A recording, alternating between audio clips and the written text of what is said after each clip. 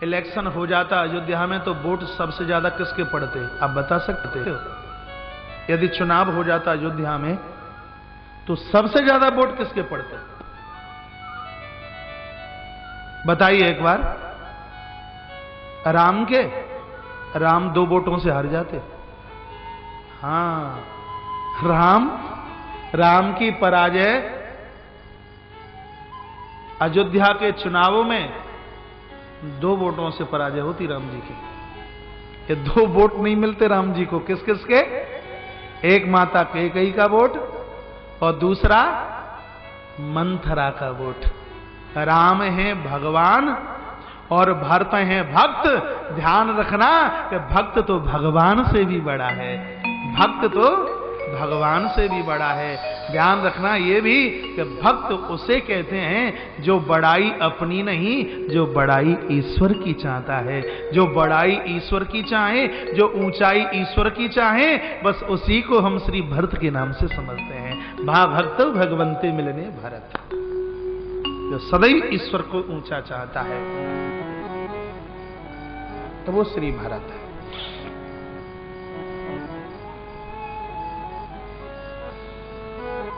मना किया भरत ने। माता बोली, सुंदर छंद में कौशल्या बोल रही है, सानी सरल रस मातु पानी सोने भरत व्याकुल बगे। सानी सरल रस मातु पानी सोने भरत व्याकुल बगे। लोचन सरोरो हसवत सींच विरग पुर अंकुर नगे। लोचन सरोरो हसवत सींच विरग पुर अंकुर नगे। सोदसा देखत समय तेगी पितरी समय सुधीर की। सोदसा देखत समय तेगी पितरी समय सुधीर की। तुलसी चरागत सकल साध दीर्घ सजने के। सानी सरल रस मातु वाणी सोने भरत व्याकुल बगे।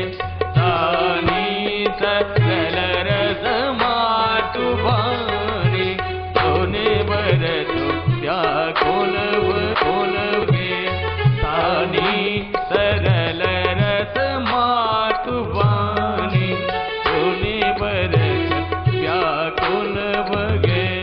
सानी सरल रस मातु वाणी सोने भरत व्याकुल बगे।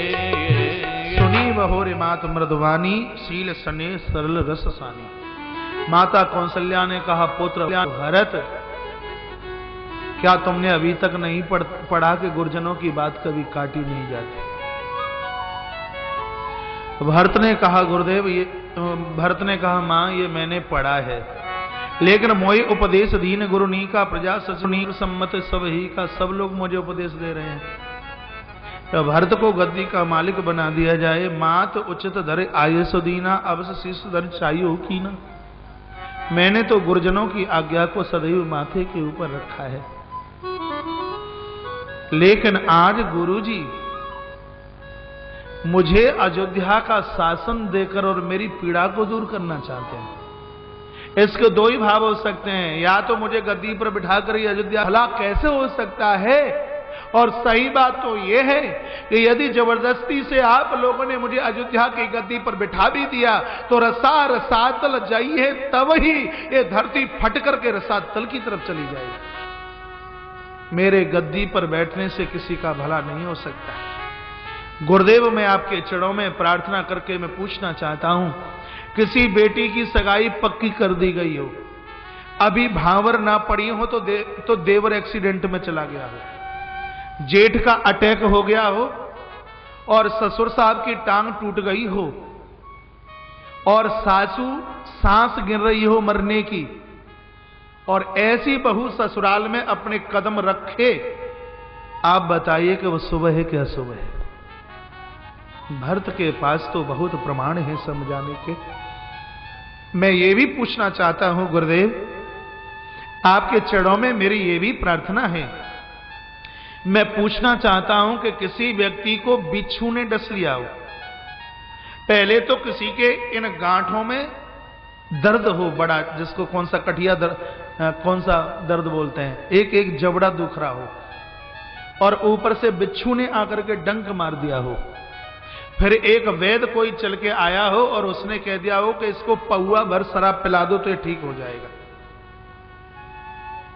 ये उपचार क्या उस रोगी को ठीक कर सकता है? अपनी तरफ से नहीं बोल रहा, मानस का दुआ है, ग्रह ग्रहित पुण्य बात बस तेई पुण्य बीच ही मार, पत्ते ने पियाई है बारोनी कहा कहो उपचार। पिता की मृत्यु ही ये मेरी गांठ का दर्द है, राम का वनवास हुआ ये बिच्छू का डंक है मेरे लिए, और आप जैसा गुरुदेव राज मद की मदरा पिला करके मेरे से दर्द को ठीक करना चाहते हो, मेरा उपचार करना चाहते हो, तो गुरुदेव ये कभी सक्षम नहीं हो सकता। आपन दारुण दीनता कहूं सबई सुनाए, और देखे बिन रघुनाथ पद जिय की जनन जाए। आप सभी के चरणों में मेरी ये प्रार्थना है कि इस दवाई से मैं ठीक होने वाला नहीं, जब तक सीताराम सरकार के चरण पकड़ करके और हृदय खोलकर मन भर करके रो नहीं लूंगा, तब तक मेरा उपचार नहीं हो सकता और इस अवध का कल्याण नहीं हो सकता। ये भरत का चरित्र है, भरत का जीवन है। यद्यप मैं अनभल अपराधी, मैं जानता हूं मैं अभागा हूं, मैं जानता हूं एक कुलटा की कोख से मेरा जन्म हुआ है, मैं जानता हूं कि एक पापनी ने इस पौधे को सींचा है। ये मेरा दुर्भाग्य है कि माता केकई जैसी कुलटा के द्वारा मेरा जन्म धरती पर हुआ, जिसकी वजह से तमाम उपाधि हुई। यद्यपि मैं अनभल अपराधी, भाई मोय कारण सकल उपाधि, ये सब कुछ मेरी वजह से हुआ है, लेकिन तदपि शरण सन्मुख मोई देखी, मैं ईश्वर के सामने पहुंचूंगा तो परमात्मा मेरे अपराधों को भूल करके दौड़कर वो मुझे अपने कंठ से जरूर लगा लेंगे। मैं भगवान की उस दयालुता को, उस कृपा के भाव को समझता हूं। क्या मैं अपना बचपना भूल सकता हूं? सरयू के तट पर हम खेला करते थे, मेरी हार होती थी और भगवान स्वयं हार जाते और कहते कि आज के खेल में मेरे भरत की जीत हुई है, आज के खेल में मेरे भरत की जीत हुई है। गुरुदेव, मैं आपसे एक बात और पूछना चाहता हूं, कभी आपने गुरुकुल में हमें एक पाठ पढ़ाया कि सामने कोई भी चीज आए पहले भोग उसका भगवान को लगाइए। वो अपराधी है जो पहले वस्तु का उपभोग करता है। बढ़िया से बढ़िया वस्तु पहले भगवान के लिए होनी चाहिए, और आज आप हमें उल्टा पाठ पढ़ा रहे हो। अयोध्या की सजी हुई थाली और 14 वर्ष तक भोग कर मैं इसको जूठी करके और फिर भगवान आए फिर परोस कर भगवान के सामने रख दूं, तो तुम्हें निवेदित भोजन करने वाली बात गलत हो जाएगी। गुरुदेव, आपके चरणों में ये मेरी पुनः आपसे प्रार्थना है कि यदि तुमने जबरदस्ती से मुझे इस अयोध्या की गद्दी पर बिठा भी दिया, तो रसातल जई है तो अब ये धरती फट करके नीचे चली जाएगी। इसलिए मेरे हृदय की बात है, अयोध्या के सभी लोगों के चरणों में प्रार्थना करके मैं कह रहा हूं कि मैं प्रातः होते ही श्री चित्रकूट जाऊंगा और भगवान राम को मना कर लेके आऊंगा और गद्दी पर बिठाकर अपने हाथों से राज्य अभिषेक करूंगा। इतना श्री भरत ने कहा तो आपकी तरह हजारों हजारों हाथ ऊपर हो गए और सब लोगों ने कहा श्री भरत की जय हो, भैया भरत की जय हो, भैया भरत की जय हो। सब लोग भरत कहें सराही सराही, सब लोग भरत के जय जयकार करने लगे। किसी ने तो कहा हमने कहा था कि राम वनवास में भरत का हाथ नहीं हो सकता, हमने कहा था कि राम के बिना भरत रह ही नहीं सकता। और तत्पश्चात अब तो अयोध्या के लोग क्या करने लगे, 160 कोटिक पुरुष समेता बसई कल्प सत नरक समेता। यदि किसी व्यक्ति ने राम वनवास में भरत का हाथ बता दिया तो उन सट्ठों को, उन मूर्खों को महाराज सैकड़ों वर्षों तक नरक की यातना का भुगतान करना पड़ेगा। वही लोग हाथ उठा उठा करके बात कहने लगे। सब लोग श्री भरत को वंदन प्रणाम करने लगे और कहने लगे, भैया भरत हमें भी चित्रकूट अपने साथ लेकर के चलिए। भरत ने किसी को मना नहीं किया। भरत साधु हैं, साधु का काम ही ये है कि भूले हुए जीव को ईश्वर के चरणों तक पहुंचाने का कार्य करता है। कैकेयी को लगा कि मेरा तो फेंका गया फांसा ही फेल हो गया, सब तैयारियां विफल हो गई, पूरा षड्यंत्र ही समाप्त हो गया। रोती हुई कैकेयी सिर भरत के सामने आई है।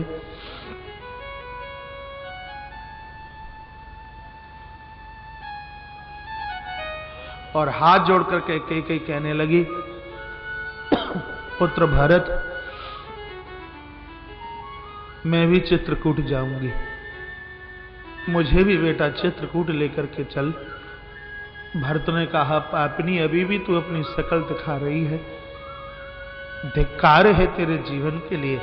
और मैं और तुझे और चित्रकूट कभी नहीं हो सकता। मां कौशल्या सामने खड़ी थी। कौशल्या ने कहा, भरत क्या कहा द्वारा से बोलना? इस मां के सामने भरत की बोलने की हिम्मत नहीं है।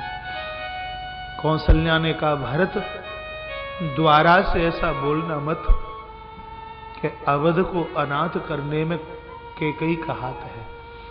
मेरी बहन कैकेयी का कुछ भी दोष नहीं है, ये तो मेरे अपराध थे कि मेरे अपराध बहन कैकेयी की जिह्वा पर बैठकर राम को वनवास और महाराज को मृत्यु दे गए।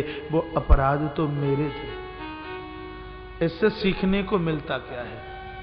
महान लोग वो हैं जो अपने दोषों को स्वीकार करते हैं।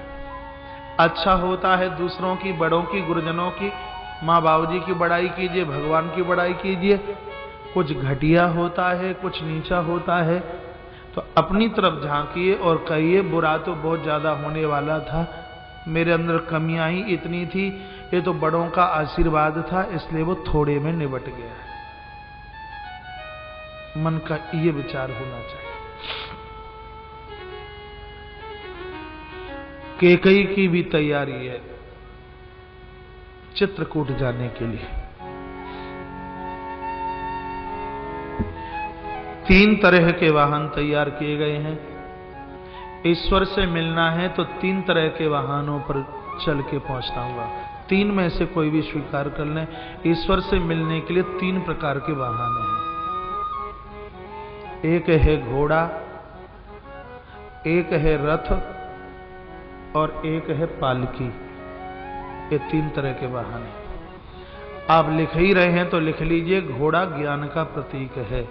आपके पास ज्ञान है तो ईश्वर के चरणों तक पहुंच जाओगे।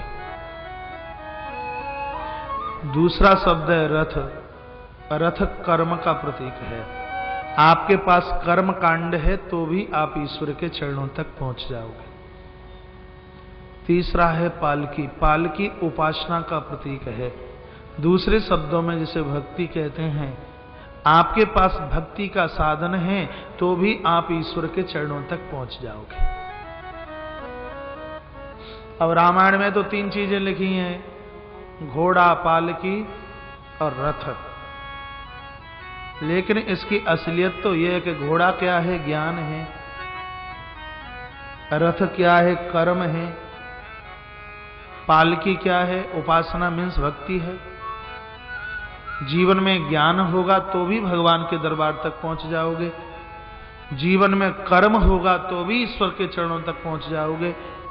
और जिंदगी में भक्ति होगी तो भी आप भगवान की देहली तक पहुंच ही जाओगे। इसलिए 3 प्रकार के वाहन तैयार किए गए। यहां तक बात आई समझ में? आगे चलूं? आइए सुंदर चौपाई के साथ अब हम अवध से या बालाघाट से श्री चित्रकूट के लिए प्रस्थान करते हैं और एक संत के संग जा रहे हैं, इसलिए यात्रा बहुत सुखद रहेगी, बहुत बढ़िया रहेगी। तालियों के साथ। विप्रवृंद चढ़े बागन नाना, विप्रवृंद चढ़े बागन नाना, चले सकल तप तेज निधाना, चले सकल तप तेज निधाना, विप्रवृंद चढ़े बागन नाना, विप्रवृंद चढ़े बागन नाना, चले सकल तप तेज निधाना, नगर लोग सब सजी सज जाना, नगर लोग सब सजी सज जाना, चित्रकूट गगन कीन पयाना, चित्रकूट गगन कीन पयाना, विप्रवृंद चढ़े बागन नाना, विप्रवृंद चढ़े बागन नाना, विप्रवृंद चढ़े बागन नाना, चित्रकूट सब कीन प्राण, चित्रकूट प्रभु कीन प्रणाम, विप्रवृंद चढ़ी बागन नाना, विप्रवृंद चढ़े बागन नाना। बोले रामचंद्र भगवान की। ये श्री भरतलाल जी महाराज पूरे अवध के लोगों के साथ में श्री चित्रकूट के लिए प्रस्थान करते हैं। लोग अपने अपने हिसाब से अपने वाहनों पर बैठे हैं। भरतलाल जी अपने वाहन से नीचे उतर करके पैदल चलने लगे।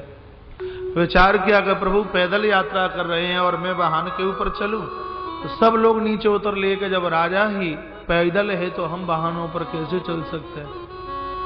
माता कौशल्या तो समझ गई, अपने कहार से कहा कि शीघ्र ही मुझे भरत के पास पहुंचा दिया जाए। मैया का वाहन भरत के पास तक पहुंचाया गया। मां ने कहा, बेटा भरत, ये तो तेरे अंदर ताकत है, पैदल क्या, तू तो सिर के भर तक चित्रकूट पहुंच सकता है, तेरे लिए बड़ी बात नहीं है, तू तपस्वी है, साधक है। लेकिन ये अवध के लोग कितने दिनों से तो इन्होंने कुछ खाया पिया नहीं, और रास्ते में ही इनकी मृत्यु हो जाएगी। भरत, यदि इनके प्राणों को बचाना चाहते हो तो अपना वाहन स्वीकार कीजिए। पुनः श्री भरत ने अपना वाहन स्वीकार किया, तमसा नदी के तट पर पहुंचे और वहीं आगे चलना हुआ। श्रृंगवेरपुर के मुखिया को पता चला, निषादराज गुहू को, कि भरत अपने साथ में चतुरंगड़ी सेना लेते हुए राम के ऊपर चढ़ाई करने के लिए जा रहे हैं।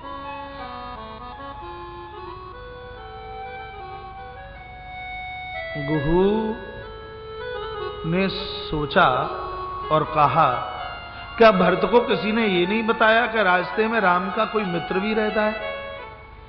देर नहीं लगी, बहुत कम समय में दौड़ दौड़ करके बात बता दी कि भरत चतुरंगी सेना लेते हुए राम के ऊपर चढ़ाई चढ़ाने के लिए जा रहे हैं। तो तट पर, नदी के तट पर जितनी भी नाव है वो सब पानी में डुबा दी जाएं। तो 1100 नाव महाराज पानी में डुबो दी गई और सब लोगों ने अपने हाथ में, किसी ने महाराज भाला लिया, किसी ने अगरछी ली, किसी ने ककरछी ली, मुझसे तो ज्यादा नाम भी हथियारों के नहीं आते, किसी ने लाठियां ली, किसी ने हाथ में पत्थर लिए, और सब महाराज उस रास्ते पर पहुंच गए जहां से श्री भारत पूरे अवध के साथ में आने वाले थे। तो इतना कहत छींक भई वाहें, एक बूढ़े व्यक्ति को छींक हो गई और उसने कहा कि देखो, तुम यदि ऐसा करोगे तो कहीं अन्याय न हो जाए। मुझे लगता है कि भारत युद्ध करने के लिए नहीं, भरत शरणागति के लिए आ रहे हैं। यदि तुमने मेरी बात नहीं मानी तो बाद में तुमको पछताना पड़ेगा। कैसे पता चले कि भरत शरणागति के लिए आ रहे हैं। 3 प्रकार की भेंट तैयार की गई, ध्यान से सुनेंगे। एक भेंट में फल फूल थे, दूसरे में कुछ जिंदे पशुपंछी थे, और तीसरे टोकरे में मरी हुई मछली थी। लोगों ने कहा कि तीनों टोकरे सामने रखना, यदि फल फूल स्वीकार करे भरत तो समझ लीजिए शरणागति के लिए आ रहे सतोगुणी भेंट है, और ये पंछियों को स्वीकार करें तो ये रजोगुण का प्रतीक है, समझ लीजिए कंप्रोमाइजन के लिए आ रहे हैं। 14 साल पहले हम कर लेते हैं, बाद में 14 साल के बाद तुम कर लेना, समझौते के लिए आ रहे हैं। समझौता। और यदि ये मरी हुई मछलियों को स्वीकार करे तो समझ लीजिए तमोगुणी भेंट है, युद्ध करने के लिए राम के ऊपर चढ़ाई चढ़ाने के लिए आ रहे हैं। सो 3 तरह की भेंट लेते हुए मानस की कथा करने में बहुत आनंद आता है। यूं तो हर पुराण की कथा करते हैं, भागवत तो हमारा खैर मुख्य सब्जेक्ट है। यदि ये कह दूं भागवत के लेक्चरार अतिशयोक्ति नहीं होगी, लेकिन राम कथा में भी बहुत आनंद लेता हूं, मस्ती आती है, बहुत अच्छा लगता है, बहुत बढ़िया लगता है। अगली कथा लाइव टेलीकास्ट श्रीमद् भागवत की होगी। आगे आपको विष्णु पुराण भी सुनने को मिलेगा। बटेश्वर धाम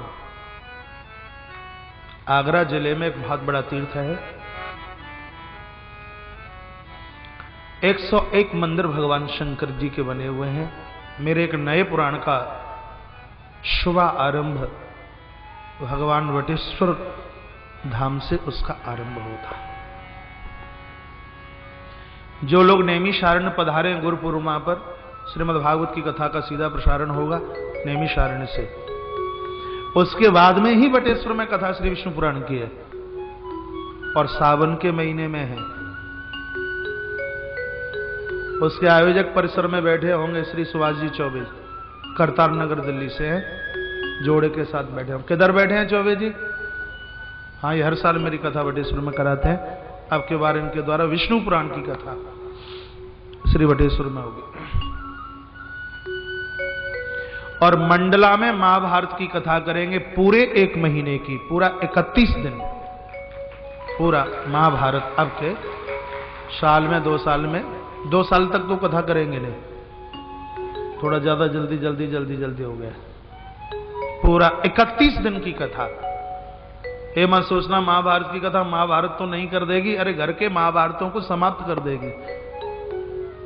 ऐसी कथा महाभारत की है।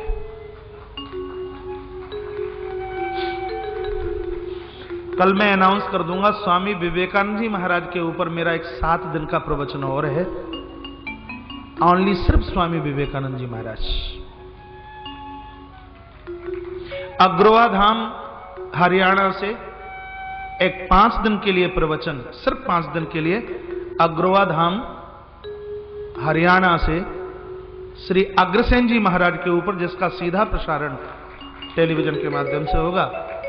5 दिन का ये भी विलक्षण प्रवचन होगा। संतों के ऊपर, महापुरुषों के ऊपर बोलने में मुझे बहुत आनंद आता है, बहुत अच्छा लगता है, बहुत गुदगुदी होती है, और मुझे तब लगता है कि कुछ मिला है, कुछ प्राप्त किया है।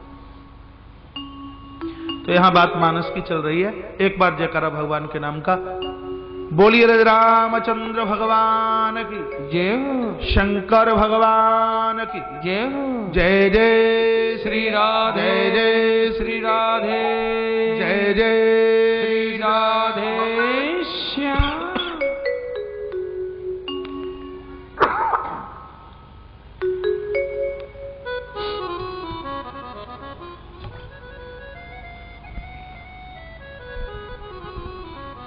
खांसी उठती है तो लगता है कि बूढ़े तो नहीं हो गए। इस आयोजन में मेहनत बहुत हुई है। धन्यवाद तो श्री शास्त्री जी को देनी पड़ेगी। ये पूरी व्यवस्था 3 महीने की उनकी है, जहां लाखों स्क्वायर फीट एरिया में सुंदर भव्य पांडाल, इतनी सुंदर यज्ञशाला, पीछे शिवलिंग रुद्र निर्माण का विलक्षण भव्य दरबार, पीछे सुंदर सी गुफाएं चारों तरफ से, भूल भुलैया। अब यहां से घुस तो गए हैं, अब निकलें कहां से। पीछे सुंदर सा मंदिर, इतना अच्छा लगता है कि बस घूमते ही रहे, बस घूमते ही रहे।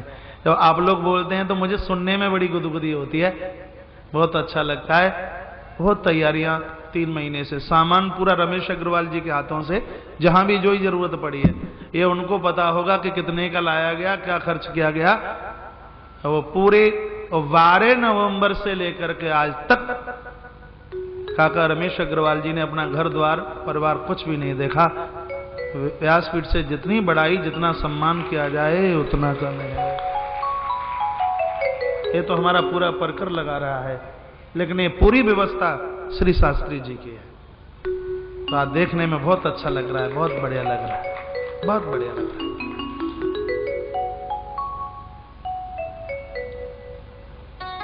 एक बहुत खुशी की बात यह है, कल शिवलिंग निर्माण में 1.25 करोड़ से ज्यादा शिवलिंग बने हैं, इसलिए आपका बहुत मान, बहुत सम्मान, बहुत सम्मान। 1.25 करोड़ से ज्यादा शिवलिंग बने हैं। और मुझे नहीं लगता कि आज 1 करोड़ 51 लाख से कम बने, मुझे लगता नहीं। आज अपार भीड़ है, अपार समुदाय। रात्रि को मैं स्टेडियम गया भोजनशाला में, 77 क्विंटल चावल रोज लग रहा है, और भी चीजें लग रही होंगी। 70-80 हजार लोग रोज भोजन कर रहे हैं। एक बार जो नहीं गए हैं वो भी यहां पहुंचे, बैठने की व्यवस्था कितनी सुंदर है। मैंने भी कल प्रसाद स्टेडियम में ही लिया था। वैसे अभिषेक के बाद में मैं लेता हूं, भले ही 10 बज जाए, कितने भी बज जाएं, लेकिन लग रहा था कि अन्नपूर्णा मां का दरबार है, ये भोजन नहीं, ये तो प्रसाद है, और प्रसाद से व्रत कभी टूटता नहीं है। तो इतनी सुंदर व्यवस्था अग्रसेन भवन की भी और स्टेडियम की भी, दोनों जगह मेरा पहुंचना हुआ है। बहुत अच्छा लग रहा है। और ये पूरी की पूरी व्यवस्था श्री गौरीशंकर विसेन जी अपने हाथ में संभाले हुए, उनका पूरा परिवार परकर जुटा हुआ है। जब तक अंतिम व्यक्ति रहता है तब तक ये वहीं बिल्कुल जम करके रहते हैं, और नाचते भी रहते हैं, और ऐसे नाचते हैं कि जैसे बच्चे की शादी हो रही हो।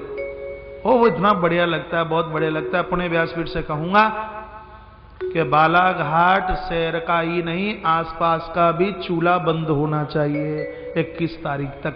21 तारीख का तो बहुत बड़ा भंडारा है, चाहे 2 लाख लोग हों, चाहे 2.5 लाख हों, चाहे जितने हों, सबका भंडारा, बहुत बड़ा भंडारा है। तो आप सब लोग प्रसाद स्टेडियम में ही लिया करें, जीवने में बड़ा अच्छा लगता है। प्रसाद है। माता अन्नपूर्णा का भव्य मंदिर भी वहां देखिए, जहां ऐसे मां का पात्र, और बस ऐसा लग रहा है कि मैया ने सब कुछ उड़ेल करके हमें दे दिया है। स्टेडियम में बड़ी सुंदर प्रतिमा माता अन्नपूर्णा की लगी हुई है। जिन लोगों ने इन मंदिरों का निर्माण किया है, कलकत्ता से कारीगर लोग आए, उन्होंने ही माता अन्नपूर्णा के भव्य दरबार का सृजन किया है। इस विशाल भंडारे में जिन्होंने अपना किंचित अंश मात्र भी दान दिया है, व्यासपीठ उनका बहुत मान करती है, बहुत सम्मान करती है। मंडला से पूरा का पूरा आटा चल करके आया इस महान यज्ञ में। श्री विष्णु प्रसाद जी अग्रवाल जी देवरी से बैठे हुए हैं, भैया राजेश अग्रवाल जी का परिवार लांजी से बैठा हुआ है, जहां 100 क्विंटल चावलों की व्यवस्था इस विशाल भंडारे में की गई है। खाने वालों की कमी हो सकती है, लेकिन इस दरबार में महाराज खिलाने वालों की कोई कमी नहीं है। हृदय खोल करके आइए और महाप्रसाद का आनंद लीजिए। इस महाप्रसाद